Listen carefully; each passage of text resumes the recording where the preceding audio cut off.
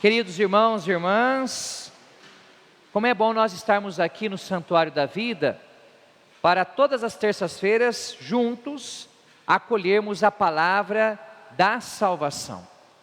Quando o padre fala palavra da salvação, significa, é uma palavra que salva. É uma palavra ao ser proclamada, quando acolhida com fé por nós, nos renova na nossa relação com o Senhor. Mas para tanto é preciso crer que essa palavra não é palavra de homens, mas é palavra do próprio Deus, dirigida ao coração da igreja, dirigida ao nosso coração. E nesta Semana Santa, antes do início do Tríduo Pascal, que será na quinta-feira santa, com a missa da Ceia do Senhor, que nós católicos geralmente a conhecemos como a missa do lava-pés, a liturgia da palavra nos prepara para esse momento decisivo na vida de Jesus. Nós deveríamos nos colocar aqui ao lado de Jesus e tentar sentir em nosso coração o que Jesus sentiu.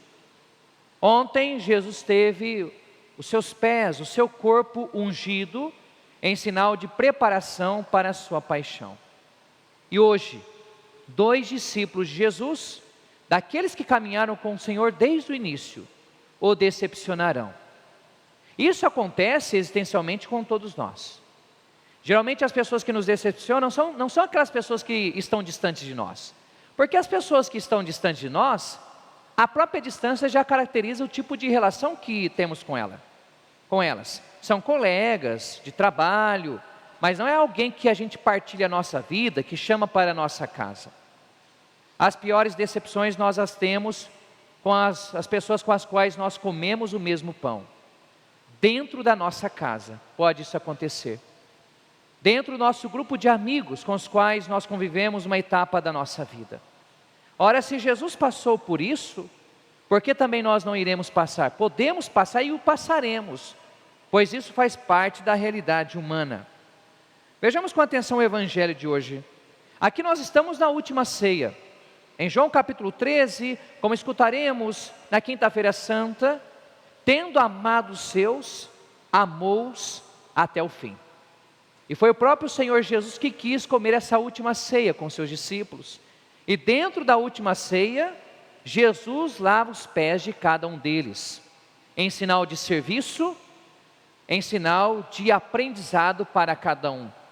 Jesus estava ensinando então para aqueles homens, muitas vezes ignorantes, podemos dizer, porque lhes faltava conhecimento do Espírito Santo, que depois da partida do Mestre, eles deveriam viver uma outra lógica, não a lógica do mundo, mas a lógica do serviço.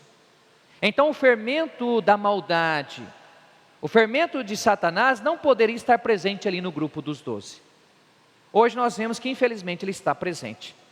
Mesmo com todo o gesto de Jesus, seu ensino, alguém se abre à tentação demoníaca.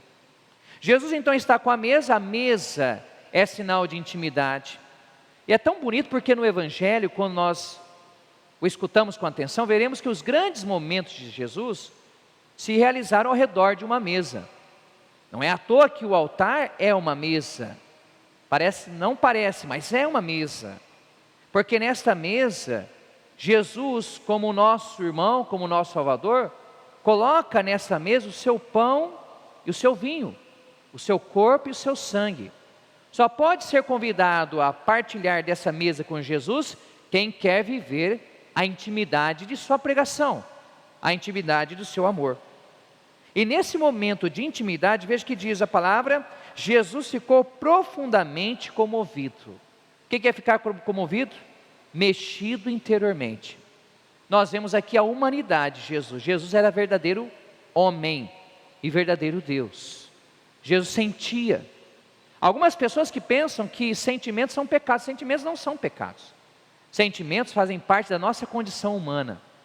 Quando nós choramos, quando nós nos emocionamos, inclusive quando nós ficamos irados com a injustiça, isso não é pecado. Esse é o sinal que nós sentimos. É o que Deus deu para nós, é muito bonito e nós devemos cultivar. E Jesus diz, em verdade vos digo, um de vós me entregará. Aquela ceia que era para ser ceia de amor, de fraternidade, essa fala de Jesus cai como que uma bomba no grupo dos 12. Às vezes assim também não é na vida. Parece que a gente está no meio de um grupo que todas as pessoas se queiram bem, mas é só de aparência. Jesus, com a sua palavra, revela que algo não está bem ali. E o que não está bem, nós vamos saber por meio do discípulo amado. Primeiro nós temos aqui o discípulo amado. Veja que diz o versículo 23, um deles, a quem Jesus amava. Nós deveríamos ser esses discípulos, nos colocar na pele do discípulo amado. Por que Jesus amava esse discípulo? Vai ser o único discípulo que, segundo o Evangelho de João, na sexta-feira santa, ficará fiel até o fim aos pés da cruz.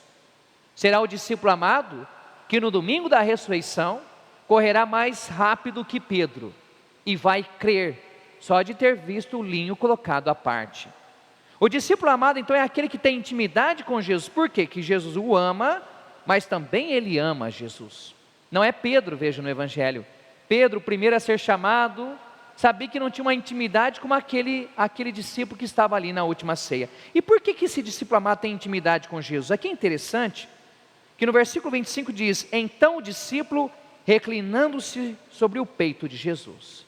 Esse verbo reclinar, ou estava recostado, é a mesma palavra usada para a relação de Jesus com o Pai, em João capítulo 1, de 1 a 18. Olha que bonito. A relação que Jesus tem com o Pai de intimidade é a relação que o discípulo amado tem com o Senhor. Estar reclinado é estar com o ouvido próximo ao coração de Jesus. Ama Jesus quem reclina a sua cabeça perto desse coração. Quem compartilha de Cristo os seus sentimentos, as suas angústias, o seu amor pela humanidade. E aí Jesus vai falar, vai ser aquele a quem eu der o pedaço de pão. Isso daqui, gente, não é um simples rito. Dar o pedaço de pão numa ceia, como é esse caso, é sinal de predileção, é sinal de amor. Mesmo diante da tentação de Judas, Jesus tenta salvá-lo uma última vez, dizendo para Judas, Judas, eu te amo, você é amado por mim, você não precisa trilhar esse caminho. Mas esse gesto de Jesus de dar o pão e de chamar a comunhão, não produz comunhão, produz na realidade a decisão empedernida de Judas. Satanás entrou em Judas e diante dessa negação da intimidade, Jesus falou, o que tens a fazer, executa-o depressa. Judas era uma espécie de tesoureiro de Jesus. Ele tomava conta da bolsa do dinheiro. Às vezes quando os padres falam de doações na igreja, o pessoal se revolta, mas não deveria se revoltar, isso aí está desde o início. Jesus, como que Jesus vivia? Será que Jesus não fazia nada? Como que Jesus se mantinha os 12 discípulos? Porque alguém contribuía com a obra de Jesus, para ele poder se dedicar à evangelização. Judas, segundo o Evangelho de João, era uma espécie de tesoureiro de Jesus. E João vai falar que Judas roubava o Senhor. Aí as pessoas vão ver noticiários, documentários essa semana, com certas teses mirabolantes que não tem nada a ver. Colocam lá especialistas, que eu nunca vi aqueles especialistas na vida acadêmica, como biblista. Por que Judas traiu Jesus? Por dinheiro. É isso. Mas como? Nós traímos Jesus por menos.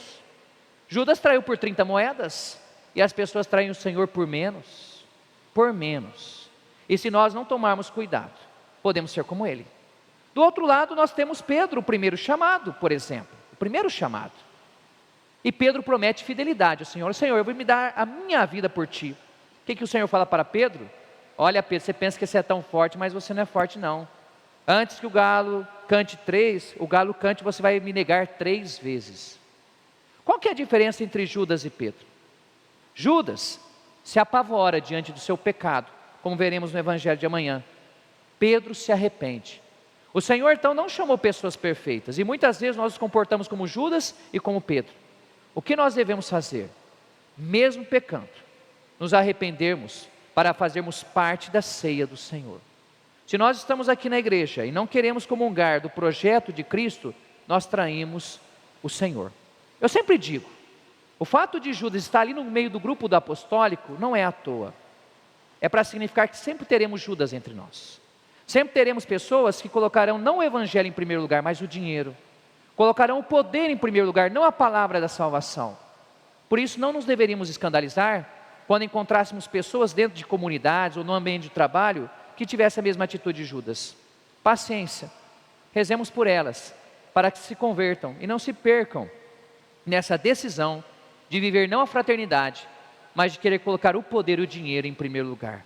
Quanto a nós, olhemos para nós. Qual que é o nosso nível de fidelidade ao Senhor? Nós somos como Pedro? Nós somos como Judas? Ou somos como o discípulo amado, que reclinou o ouvido para escutar o que está no coração de Jesus e por isso, e somente por isso, é capaz de estar na cruz e no domingo da ressurreição, crer verdadeiramente que Ele ressuscitou dos mortos. Sentados, vamos continuar nossa Santa Missa, pedindo fidelidade ao Senhor e que seja a Eucaristia que nós comungarmos aqui, sinal de nosso compromisso com o Evangelho. Este programa teve o apoio dos nossos benfeitores. Seja você também um benfeitor e evangelize conosco. Ligue agora, 0 Operadora 11 42 00 80 80.